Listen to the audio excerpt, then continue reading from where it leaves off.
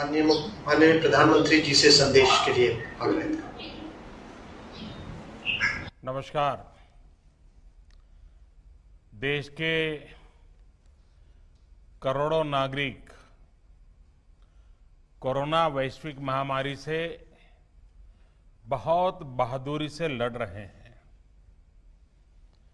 आज जिन hitech state of the art testing facility का लॉन्च हुआ है, उससे पश्चिम बंगाल, महाराष्ट्र और उत्तर प्रदेश को कोरोना के खिलाफ लड़ाई में और ताकत मिलने वाली है।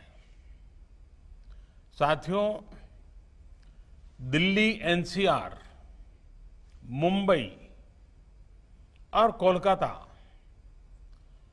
आर्थिक गतिविधियों के भी बड़े सेंटर हैं। यहां देश के लाखों युवा अपने कैरियर को, अपने सपनों को पूरा करने आते हैं। अब तीनों जगह टेस्ट की जो उपलब्ध कैपेसिटी है, उसमें 10,000 टेस्ट की कैपेसिटी और जुड़ने जा रही है। अब इन शहरों में टेस्ट और ज्यादा तेजी से हो सकेंगे। एक अच्छी बात यह भी है कि ये हाईटेक लैब्स सिर्फ कोरोना टेस्टिंग तक ही सीमित रहने वाली नहीं है, और ये बात बहुत महत्वपूर्ण है। भविष्य में हेपेटाइटिस बी और सी, एचआईवी, डेंगू सहित अनेक बीमारियों की टेस्टिंग के लिए भी इन लैब्स में सुविधा उपलब्ध कराई जाएगी। ऐसी व्यवस्थाएं तैयार करने के लिए Indian council of medical research ICMR और उससे जुड़े दूसरी संस्थाओं से सभी साथियों को भी मैं बहुत बहुत बधाई देता हूं। साथियों, देश में जिस तरह सही समय पर सही फैसले लिए गए, आज उसी का परिणाम है कि भारत अन्य देशों के मुकाबले काफी संभली हुई स्थिति में है। आज हमारे देश में कोरोना से होने वाली मृत्यु बड़े बड़े देशों के मुकाबले काफी कम है।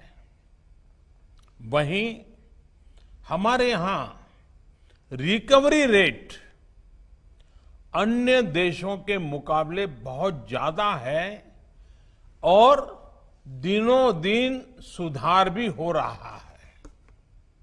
आज भारत में कोरोना संक्रमित होने के बाद ठीक होने वालों की संख्या करीब करीब 10 लाख पहुंचने वाली है। साथियों, कोरोना के खिलाफ इस बड़ी और लंबी लड़ाई के लिए सबसे महत्वपूर्ण था कि देश में तेजी के साथ कोरोना स्पेसिफिक हेल्थ इंफ्रास्ट्रक्चर का निर्माण हो। इसी वजह से बहुत शुरुआत में ही केंद्र सरकार ने 15,000 करोड़ रुपए के पैकेज का ऐलान कर दिया था। आइसोलेशन सेंटर हो, कोविड स्पेशल हॉस्पिटल हो, टेस्टिंग, ट्रेसिंग और ट्रैकिंग से जुड़ा नेटवर्क हो, भारत ने बहुत ही तेज गति से अपनी क्षमताओं का विस्तार किया। आज भारत में 11,000 से ज्यादा कोविड फैसिलिटीज हैं, 11 लाख से ज्यादा आइसोलेशन बेड्स हैं। साथियों, जनवरी में हमारे पास कोरोना के टेस्ट के लिए जहां मात्र एक सेंटर था, आज करीब 1300 लैब्स पूरे देश में काम कर रही है। आज भारत में 5 लाख से ज्यादा टेस्ट हर रोज हो रहे हैं और आने वाले हफ्तों में इसको 10 लाख प्रतिदिन करने की कोशिश हो रही है। साथियों, कोरोना महामारी के दौरान हर कोई सिर्फ एक ही संकल्प के साथ जुटा है और वो संकल्प है एक एक भारतीय को बचाना है। इस संकल्प ने भारत को हैरतअंगेज परिणाम दिए हैं। विशेषकर पीपीई, मास्क और टेस्ट किट्स को लेकर भारत ने जो किया वो सचमुच में ये एक बहुत बड़ी सक्सेस स्टोरी है। एक समय भारत में एक भी पीपीई किट नहीं बनती थी। आज भारत दुनिया का दूसरा सबसे बड़ा पीपीई किट मैन्युफैक्चरर है। सिर्फ 6 महीना पहले देश में एक भी पीपीई किट मैन्युफैक्चर नहीं था। आज 1200 से ज्यादा मैन्युफैक्चरर हर रोज 5 लाख से ज्यादा पीपीई किट बना रहे हैं। एक समय भारत N95 मास्क भी बाहर से ही मंगवाता था।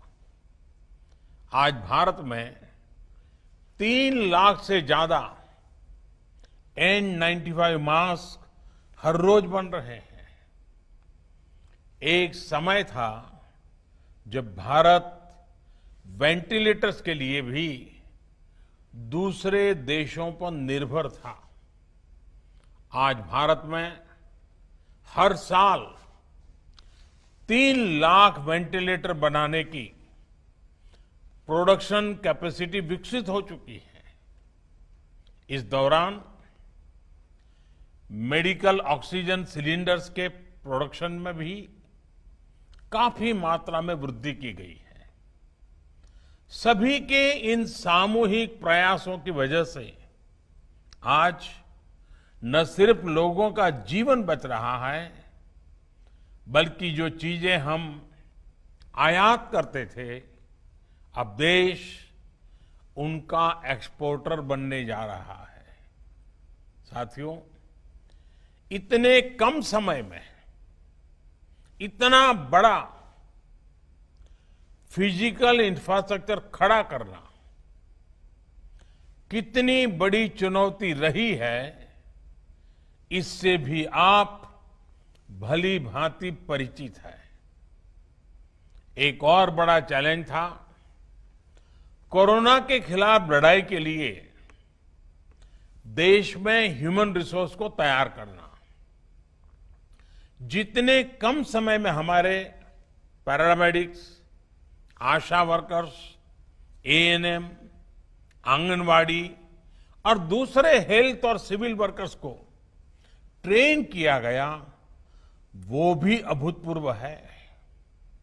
आज अगर भारत की कोरोना से लड़ाई को देखकर दुनिया अचंभित है, बड़ी बड़ी आशंकाएं गलत साबित हो रही हैं, तो उसका एक बड़ा कारण हमारे ये फुट सोल्जर भी है। साथियों, कोरोना के खिलाफ लड़ाई में आज हम उस स्थिति पर आ पहुंच चुके हैं जहां हमारे पास जागरूकता की कमी नहीं है। साइंटिफिक डेटा का विस्तार हो रहा है, संसाधन भी बढ़ रहे हैं।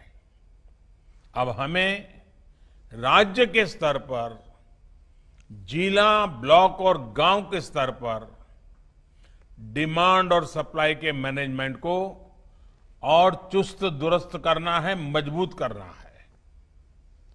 हमें मिलकर नया हेल्थ इंफ्रास्ट्रक्चर तैयार करना ही है, जो हमारे पास गांव-गांव में सरकारी और प्राइवेट डिस्पेंसरीज हैं, क्लिनिक हैं, उनको ज्यादा सक्षम भी बनाना है। ये हमें इसलिए भी करना है ताकि हमारे गांवों में कोरोना से लड़ाई कमजोर न पड़े।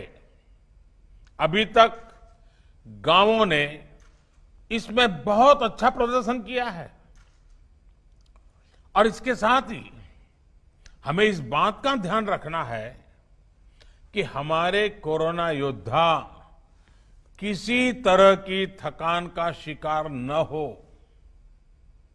हमें नए और रिटायर्ड जो भी प्रोफेशनल्स इस सेवा के लिए आगे आना चाहते हैं, ऐसे प्रोफेशनल्स को हेल्थ सिस्टम से जोड़ने के लिए भी लगातार काम करना होगा।